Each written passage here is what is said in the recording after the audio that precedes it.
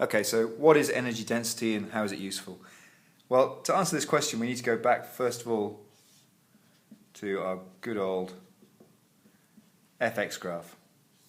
And if we take a nice, take a straight line here, so it's still within its limit of proportionality, then there's certain things we can tell from this graph. We can tell the height, the specific coordinates, we can tell the gradient, the stiffness, or the thing we're interested in today in particular is we can tell the area. Now the area of this will be it's a area of a triangle, so it'll be a half base, and the base is x times f, and I'm going to put it half fx in that order. Now we happen to know that force times distance is actually work done, is energy stored. The reason it's a half here is because it's not always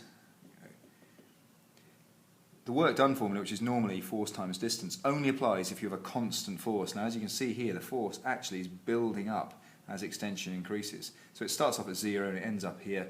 Well, the average of that will be halfway along, which is why we get the half x. Okay? So that's it for work done for force extension graphs, and most students are pretty happy with that idea. Now, it starts to get a bit tricky.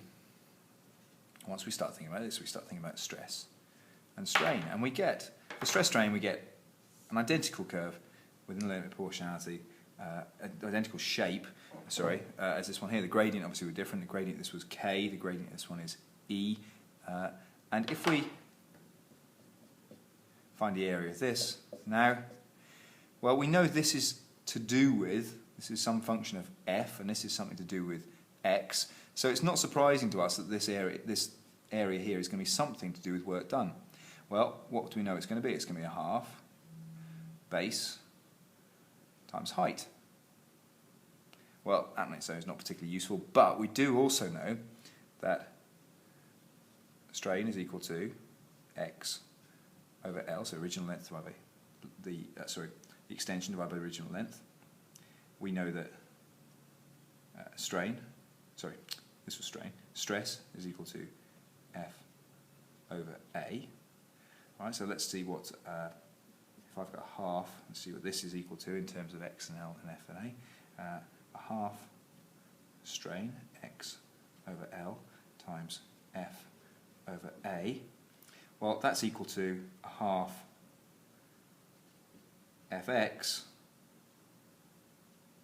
all over LA. Well, a half Fx, we remember from back over here, is work done.